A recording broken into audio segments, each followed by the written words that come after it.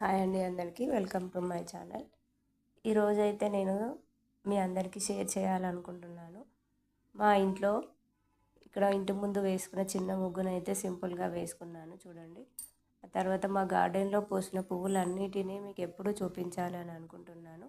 ఈరోజైతే కుదురుతుంది. మా ఇంట్లో ఏ ఏ పువ్వులు ఉన్నాయి, ఏ ఏ పువ్వులతో మేము అలంకరించుకుంటాము, నిత్య దీపారాధనలో ఏ ఏ పువ్వులు పెట్టుకుంటామో చూపిస్తున్నాను. అలాగే ఇంకొకటి ఏంటంటే, మా ఇంటికి ఈరోజు ఆ భద్రాచలం శ్రీరాముల వారి అక్షింతలు, గోటితో తీసిన అక్షింతలు అయితే మా ఇంటికి అయితే వచ్చాయండి. అది ఆ స్వామివారి కృప అనుగ్రహం లేనిదైతే మా ఇంటికి రావు. ఎంతో అదృష్టం ఉంటే కానీ అక్కడ కళ్యాణం జరిగిన అక్షింతలు మా ఇంటికి వచ్చాయి. అవి కూడా చూపించాలని అనుకుంటున్నాను. మా వారైతే ప్లేట్ నిండా పూలు అనేటిని కోసాడు చూడండి ఎన్ని పువ్వులు అయితే పూసాయో. ప్రతిరోజు ఈ ప్లేట్ నిండా తను పువ్వులు అయితే కోసి స్వామివారి నిత్య దీపారాధనకైతే ఇన్ని పువ్వులు అయితే పెట్టుకుంటూ ఉంటాడు. ఆ స్వామివారికి చక్కగా అలంకరిస్తూ ఉంటారు.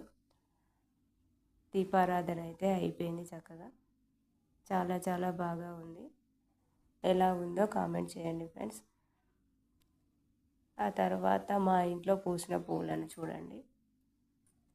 ఇదొకటి మందార చెట్టు. ఈ మందార చెట్టుకి రోజు చాలా చాలా చాలా పువ్వులు పూస్తూ ఉంటాయి.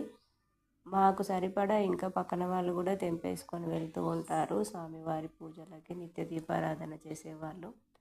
ఆ తర్వాత గులాబీ పువ్వులు పూస్తూ ఉంటాయి మా ఇంట్లో. 4 రకాల గులాబీ పువ్వులు ఉన్నాయి. ఒకటి పింక్ కలరు, ఒకటి ఆరెంజ్ కలరు, ఇంకొకటి డార్క్ కలరు, ఇంకొకటి ఎల్లో కలరు. ఎల్లో కలర్ అయితే ఇప్పుడైతే చూపించట్లేదు, ఎందుకంటే ఎల్లో కలర్ ఫ్లవర్స్ అయితే పూయలేదు ఇంకా. అది పూసినప్పుడు మళ్ళీ మీకు చూపిస్తాను. పింక్ కలర్ ఇందాక చూపించాను.